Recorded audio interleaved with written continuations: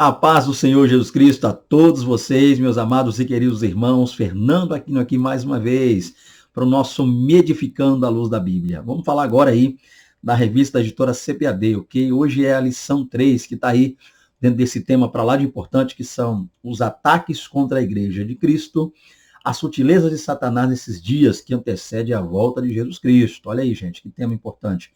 A gente está vendo aqui a lição 3 que diz aí: a sutileza da imoralidade sexual. Pensa num tema. Nosso texto áureo está lá na primeira epístola de Paulo aos Coríntios, capítulo 6, verso 18, e diz: fugir da prostituição. Todo pecado que o homem comete é fora do corpo, mas o que se prostitui peca contra o seu próprio corpo. Olha aí. A nossa verdade prática diz: as Escrituras condenam toda forma de prática sexual fora da esfera do casamento constituído por Deus. Então, uma verdade muito clara que precisa e será, nesse vídeo, elaborada, trabalhada e aplicada. A nossa leitura bíblica em classe está, a princípio, em 1 Coríntios 6, versos 15 ao 20, e Romanos 1, 26 e 28. A introdução diz aí: nesta lição abordaremos questões relacionadas à sexualidade. Então, o que a gente vai falar é isso. Destacaremos que a revolução sexual provocou grandes mudanças na forma como a sexualidade era vista e praticada no Ocidente. Práticas antes vistas como pecaminosas e até mesmo criminosas passaram a ser tratadas como naturalidade e normalidade. Por exemplo, o sexo antes do casamento e entre pessoas solteiras, que era vista como fornicação, passou a ser uma prática cada vez mais aceita e tolerada. Da mesma forma, o adultério, que já foi tratado como crime, também passou a ser visto como naturalidade, bem como a normalização da homossexualidade. A gente está falando um pouquinho aí. Já dá para ter uma noção nessa introdução do que vai sair nessa lição aí. Está muito boa, né? Dica de passagem. É um tema para lá de importante, né? Domingo agora vai ser aí, eu acredito, né, em todo o Brasil e o mundo onde essa revista tem chegado, um tema oportuno, essencial. São questões relacionadas a todo tipo de prática de sexo de forma imoral, né? A imoralidade sexual, e a maneira sutil como ela tem chegado ali, ou seja, coisas que até então era crime e vistos pela maioria como erro, está sendo em alguns lugares vista como uma questão normal. Então, é isso que a gente vai tentar tratar dentro dessa lição aqui. Vamos lá, então, para entender. A princípio, o tópico 1 aí diz: a revolução sexual. Como é que se deu? Como é que se começou, então? Um novo paradigma para a sexualidade. O paradigma judaico-cristão moldou a cultura ocidental durante séculos, ou seja, como Deus criou ali, aquela visão. Então, a gente passa a ver na Bíblia, né, casamento ou questão sexual. Seria o sexo, então, seria, biblicamente, praticado somente por pessoas casadas, e essas pessoas casadas seriam uma base daquilo que Deus criou, ou seja, casamento é heterossexual, pessoas de sexos diferentes, nesse caso um homem e uma mulher, e praticada também e vivida de maneira monogâmica o casamento, ou seja, um só casamento, uma só mulher, logo um só homem. Então esse é o molde, esse é o padrão, esse é o ponto que tem sido até então esse paradigma. Dentro desse modelo cultural, os valores morais prevalecentes eram aqueles extraídos da Bíblia ou inferidos a partir dela. Então a gente já fez uma análise aqui, ok? Esse é o processo. Então, tudo que se tinha no que tange respeito, no que diz respeito à sexualidade, estava à luz daquilo que a Bíblia nos traz como padrão moral e prático para a sexualidade, tá? Nada ou nenhum parâmetro fora da Bíblia era aceito, o correto é o bíblico.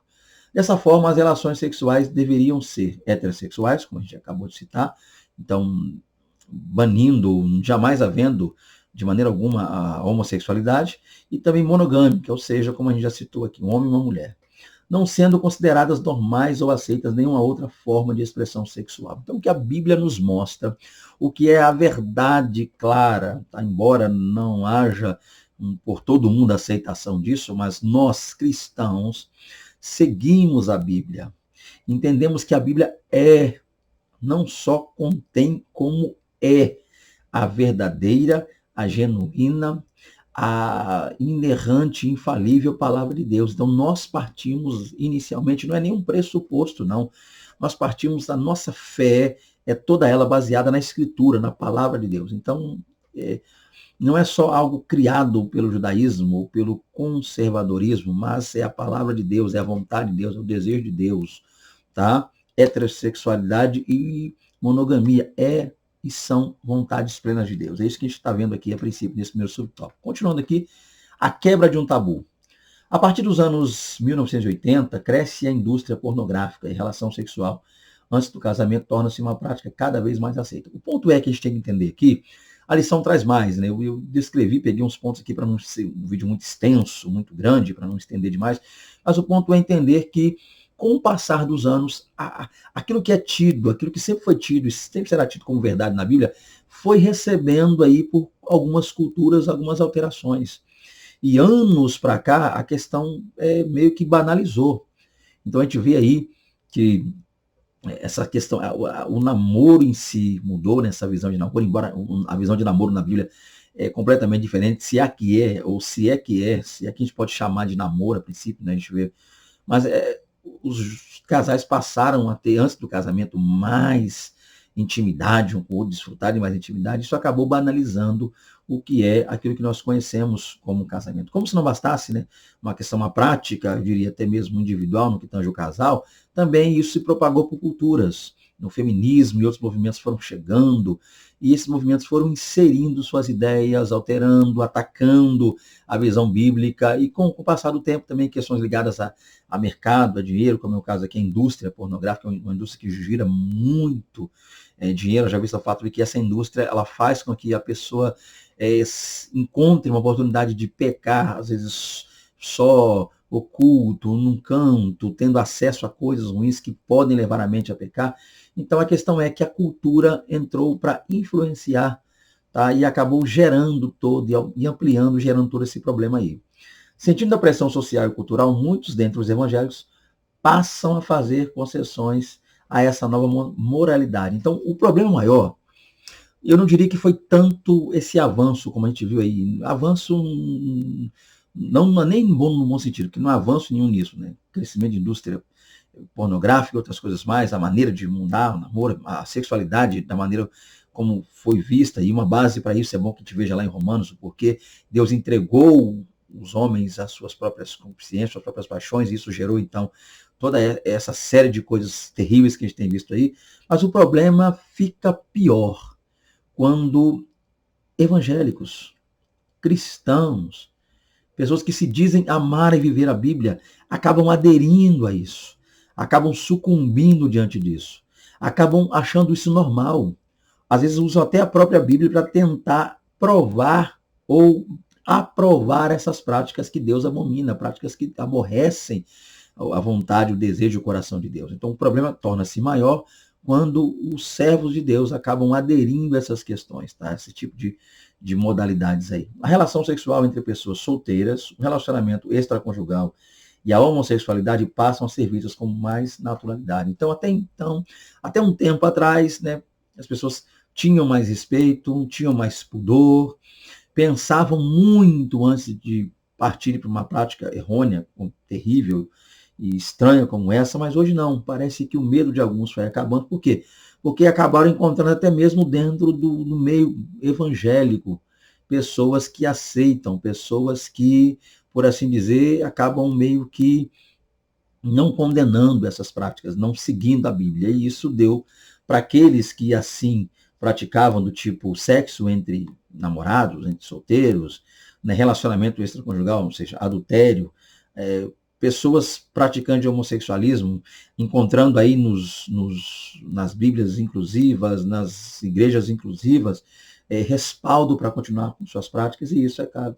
Essa naturalidade que parece que um meio evangélico, e até mesmo os meios aí ao redor acabaram trazendo, é que dificultou, é que complicou. Então a gente está vendo aí realmente essa questão de um grande tabu, né? O problema que isso gerou. Então a gente atribuiria, inclusive você, professor, pode trabalhar isso bem aí, nesse tópico aqui, é atribuir basicamente ao erro, tá? A displicência, eu diria, a covardia de muitos dentre os evangélicos, é que acabaram gerando aí essa maior aceitação dessas coisas que Deus reprova, tá? Continuando aqui, vamos lá. Tópico 2, as principais distorções da sexualidade sadia. Então, o que a gente vai passar a ver aqui, a partir desse tópico, aí, professor, você já pode parar para fazer uma análise mais, para dar aquela respirada, é entender o seguinte: Não dá para ver todas as distorções da sexualidade sadia, porque existem muitas, inúmeras distorções. Mas a gente vai tentar trabalhar aqui e eu passar baseado na revista aquelas que são, pelo menos hoje, as principais. Distorceram a sexualidade à luz da Bíblia. E para onde distorceram, como distorceram, quais são as principais distorções? É isso que a gente vai estar vendo aqui. Primeira delas, vamos lá. A prática da fornicação. Então, uma distorção da sexualidade bíblica foi, em primeiro lugar, primeira instância aqui na lição, a fornicação. E o que é a fornicação? Vamos entender isso? No contexto evangélico, o termo fornicação passou a ser entendido como a prática não aceita e reprovável do sexo antes do casamento, realizada por pessoas solteiras. Então, olha lá, coisa interessante. Então, o que é uma definição de fornicação que você pode utilizar? Está muito claro na lição. Todo tipo de sexo praticado por solteiros recebe aí o nome, a alcunha de fornicação, quer seja entre duas pessoas, quer seja até mesmo, né, sozinho, embora tenha a palavra masturbação aí, mas a visão é essa. Então, sexo de uma pessoa solteira, a prática do mesmo é chamada de fornicação. Contudo, o termo grego usado no Novo Testamento é o termo grego porneia, que dá origem às palavras já cunhadas na língua portuguesa como pornô, pornografia, etc. Então, a palavra que a gente ouve falar aí, né? Pornografia, pornô, que é o mundo do universo de filmes, são palavras que vieram aí da palavra grega porneia. Então, a tendência é o quê? Há uma palavra grega lá, muito usada para práticas sexuais ilícitas, chamada porneia. Então, a gente precisa entender o seguinte, a palavra, embora seja a mesma, o que vai ditar a tradução dessa palavra é o contexto. Por exemplo, se é um contexto onde há pessoas solteiras, a palavra porneia vai logo dizer fornicação. Se é um contexto onde há pessoas casadas, a mesma palavra porneia vai apontar para adultério. Então, a palavra grega para esse processo é porneia. Então, é o contexto em si que vai ditar qual é a melhor tradução, qual é o melhor entendimento para esta palavra. Significa qualquer tipo de ato sexual considerado pecaminoso, incluindo adultério, prostituição, impureza e fornicação. Então, está claro aqui. Tá? Então, a prática da fornicação, para você não perder aí o foco, professor, é a prática de sexo realizada por pessoas solteiras. Fornicação é o nome. Continuando, adultério não é crime, mas é pecado. Então, vamos lá. O adultério já foi crime. No Brasil, né, aí na legislação passada, antiga, aí, a prática do adultério era crime, dava até cadeia. Porém, deixou de ser crime, mas nunca deixou de ser pecado. Esse é o ponto que você tem que trabalhar aí, professor, nessa aula. O adultério foi considerado crime pela legislação brasileira, até a revogação da lei que o regulamentava. Então, até um tempo atrás, pesquise aí, para que você possa aplicar em loco, professor, essa lei. Eu não quis colocá-la aqui para ganhar tempo, mas você pode estar pesquisando data, quando foi feito isso, mês, ano, que lei foi, para que você explique melhor aos seus alunos. Mas o ponto é que até uns anos atrás era crime. Agora deixou de ser crime e passou a ser o quê? Pecado? Não. Sempre foi pecado. É isso que você precisa entender. Sempre foi pecado e um dia foi crime. Hoje não é mais crime, mas continua sendo pecado. Esse é o seu foco aí. Hoje não é considerado mais um crime, contudo, a luz da Bíblia não deixou de ser um pecado. Então a Bíblia sempre diz, irá dizer sempre que adultério, porneia entre pessoas ali casadas é pecado. A Bíblia Sagrada reprova veementemente a prática do adultério. Então não há respaldo bíblico para adulterar. Todo tipo de traição entre casados é pecado à luz da Bíblia. Quando o rei Davi adulterou com Batseba, o profeta Natã, amando de Deus, condenou de forma dura seu ato pecaminoso. Jesus e seus apóstolos condenaram o adultério. Então, vamos lá, um dos maiores exemplos quanto adorador na Bíblia, o rei Davi, um homem chamado de segundo o coração de Deus. Mas é também um dos maiores exemplos para que pessoas casadas entendam os malefícios do adultério. Tudo que começou com um olhar de Davi para Batseba. Davi é quem... É bom lembrarmos, gente, que Davi é quem conduziu a coisa, tá? Hoje, infelizmente, acaba sendo... Geralmente, não estou aqui defendendo A ou B, mas geralmente acaba recaindo a culpa, na maior parte, sobre a mulher. A culpa recai sobre a mulher. Quando há casos em que há obreiros, líderes, pastores que cometem adultério, ele consegue ser restituído à sua igreja, restituído ao seu ministério, restituído ao seu pastoreio, não perde o seu salário, continua tomando conta de suas igrejas e congregações, levando a sua vida normalmente, pregando ainda no altar, tá? O tal adúltero, quando se diz arrependido, não sabemos se é ele quem tem que dizer se é ou não e realmente mostrar, mas mesmo quando há o tal do arrependimento, a mulher nunca ou dificilmente consegue retornar e retomar sua vida de maneira normal. Ele volta para suas atividades, mas ela nem sempre volta para o sítio de oração, se pertence a ele, nem sempre volta para a mocidade, se estava lá, nem sempre volta levando a vida normal. Geralmente, a casa em que a mulher precisa mudar de congregação, logo mudar de bairro, até mudar de cidade, que se verá estado do país. Porque a mulher sempre será vista como uma adúltera. E o homem, em alguns casos, não estou generalizando, você me entendeu aí.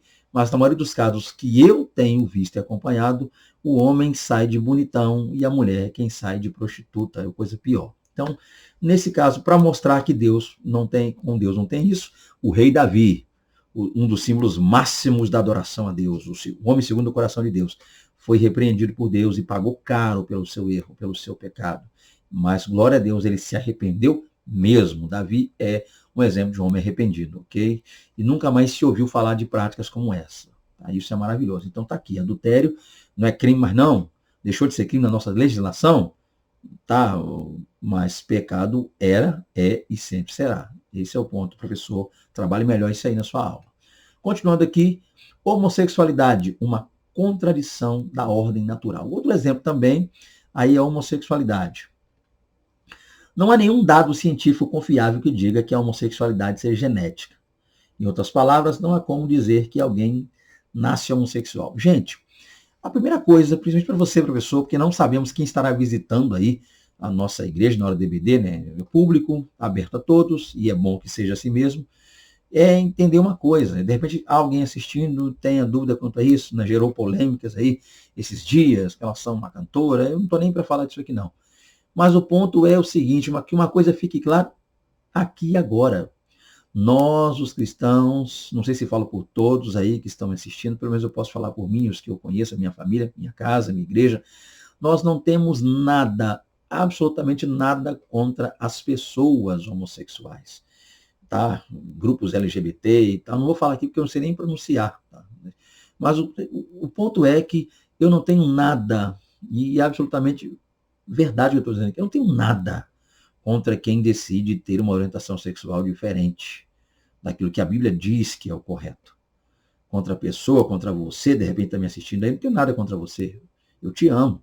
E o meu desejo é que você vá bem, que você um dia tenha um encontro que eu tive com Cristo e tenha a vida mudada como eu tive a minha.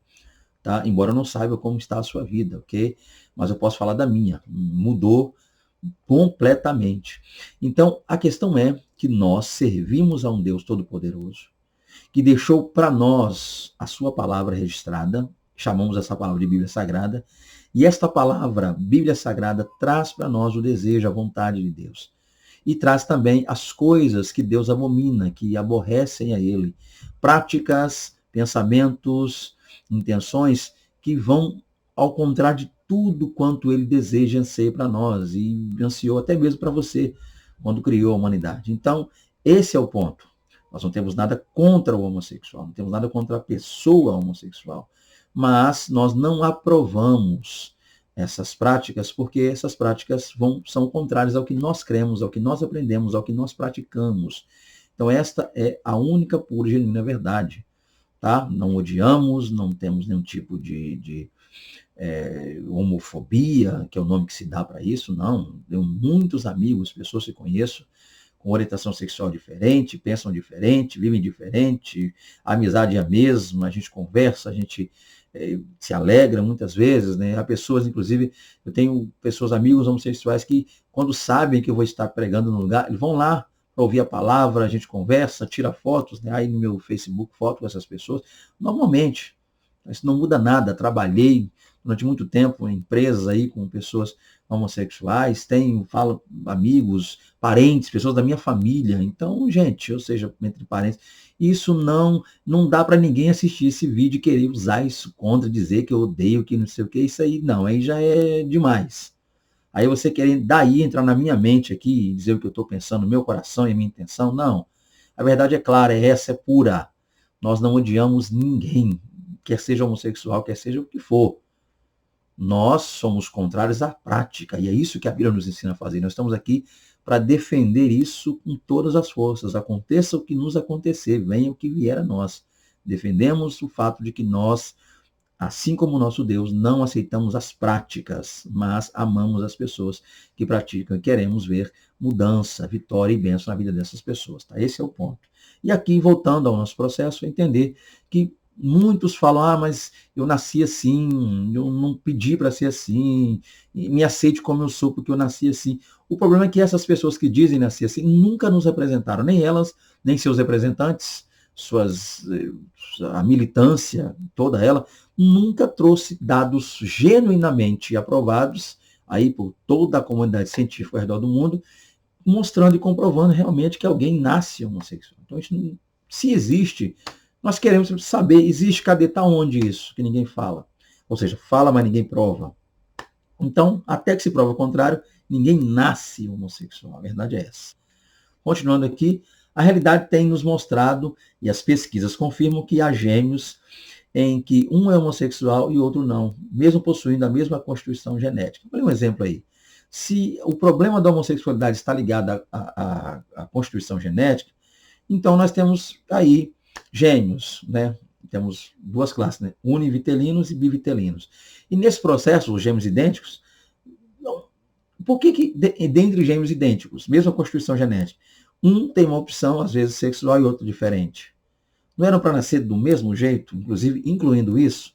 Coisa essa que até então não temos prova, não temos nada que nos prove que realmente que alguém nasça homossexual. Então, mais uma prova aí, e esta prova é incontestável, porque é científica, isso aqui que a gente está usando aqui, embora esteja numa revista evangélica, cristã, mas é extraído de dados científicos.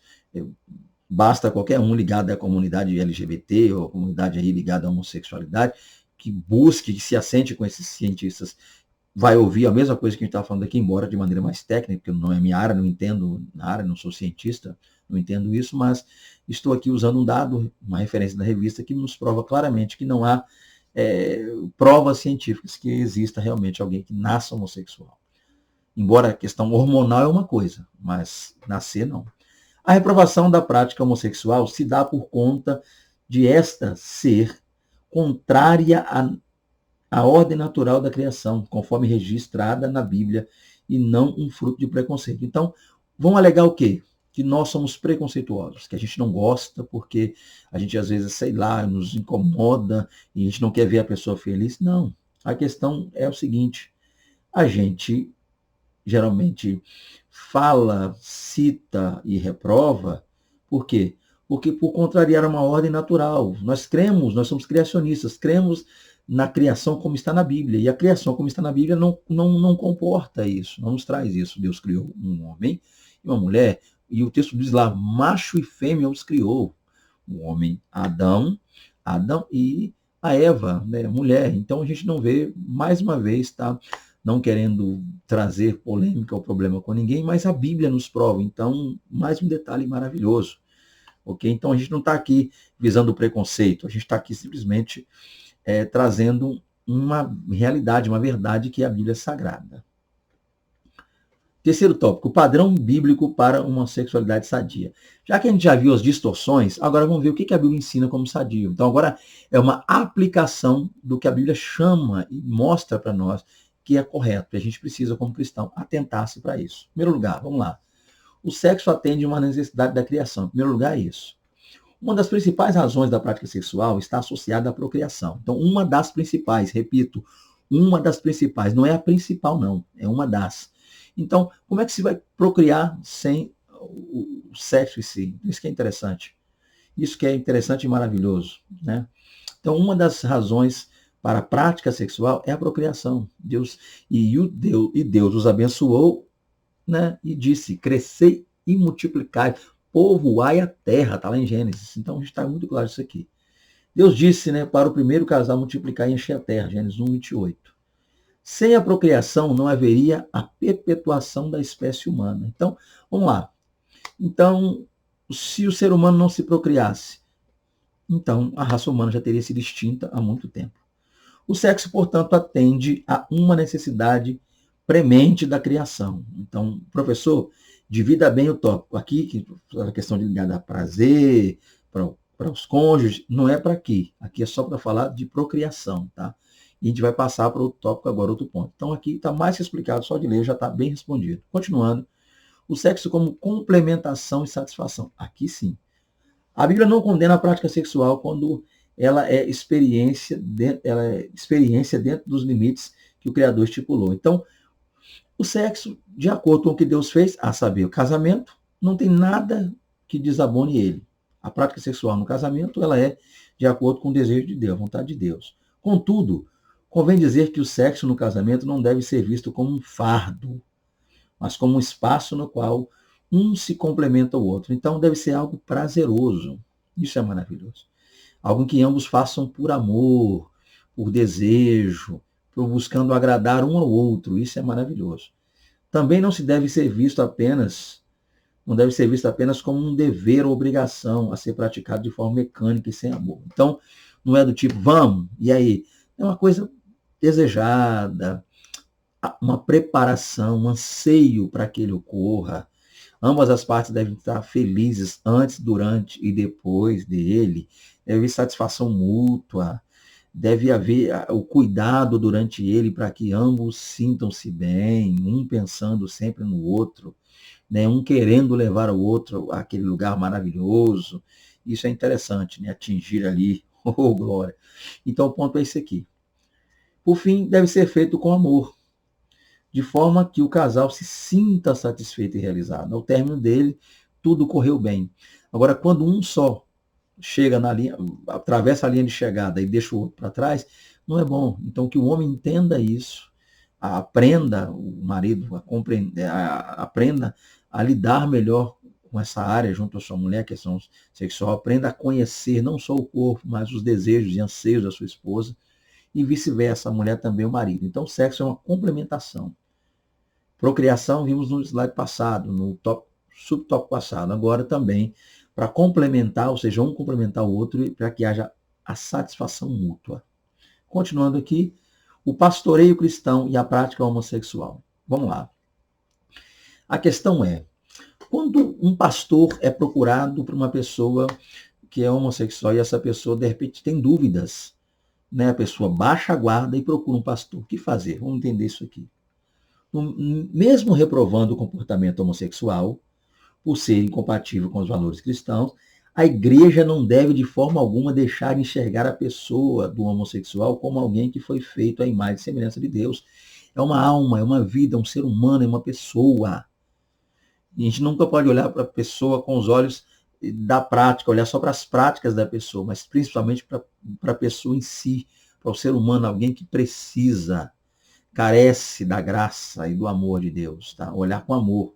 E, portanto, também por ele, né? Também por ele é amado. Então, aquela pessoa que procura ali, o praticante, né, da homossexualidade, que nos procura, às vezes, para conversar conosco, para tentar entender o nosso ponto de vista, para tentar, muitas vezes, melhorar, estreitar essa relação, ou até mesmo tentar também uma mudança de vida, enxerga, não se vê mais naquele universo e decide do mesmo sair, essa pessoa precisa ser amada, aceita, e isso que é interessante. A igreja crê e defende que qualquer forma de expressão sexual fora do casamento ou praticada por pessoas do mesmo sexo é mostrada na Escritura como pecaminosa. Então, a gente não deve expor a essa pessoa nosso pensamento, nossa visão, nossa cosmovisão de mundo, mas mostrar à pessoa o que a Bíblia pensa disso. Levar essa pessoa, fazer com que essa pessoa passeie junto a nós pelas páginas gloriosas e abençoadas da Bíblia Sagrada. Fazer com que essa pessoa ouça Deus falando com ela, e não o nosso ego, o nosso intelecto, o nosso pensamento e nossa visão em relação ao homossexualismo, à homossexualidade. Tá? Por outro lado, acredita que o Evangelho é poderoso para transformar todo o que crê em Jesus como Salvador, e isso inclui os homossexuais. Então, enquanto a gente mostra o que a Bíblia diz a esse respeito, a gente também não se esquece de mostrar jamais a transformação que a Bíblia apresenta para todos aqueles que se aproximam de Deus. Esse é o mais importante. olhar para essas pessoas como almas feridas, abatidas, cansadas, que precisam ter hoje o que nós tivemos no passado, o encontro com o Senhor Jesus, que culminará numa mudança gloriosa e abençoadora, tá? Em nome de Jesus. Então tá aí mais uma lição rápida, breve, só para a gente poder fazer algumas aplicações bem breves aí. Desejando contactar-nos, tá? A gente traz algo melhor para vocês aí. Nessa lição, aprendemos sobre 3 dos principais desvios do modelo da sexualidade bíblica. Vimos aí a fornicação, o adultério e a homossexualidade. Essas 3 práticas pecaminosas têm ganhado cada vez mais espaço na sociedade nas últimas décadas. Muitos crentes têm negligenciado o ensino bíblico e também se rendido a essas sutilezas pecaminosas. Olha aí o perigo. Qualquer prática sexual fora do modelo bíblico traz consequências morais e espirituais. Deus quer que vivamos o sexo no padrão por ele estabelecido, o que de fato vai nos fazer realizados e plenificados, tá? Glória a Deus e aleluia. Tá aí mais uma lição. Que Deus em Cristo abençoe a todos vocês. Prazer estar aqui com vocês. Decidindo contactar-nos, estamos à inteira e plena disposição de todos. Deus abençoe a todos. A paz do Senhor Jesus Cristo. Até a próxima aula. Querendo o Senhor. Em nome de Jesus. Amém. Amém. Paz do Senhor.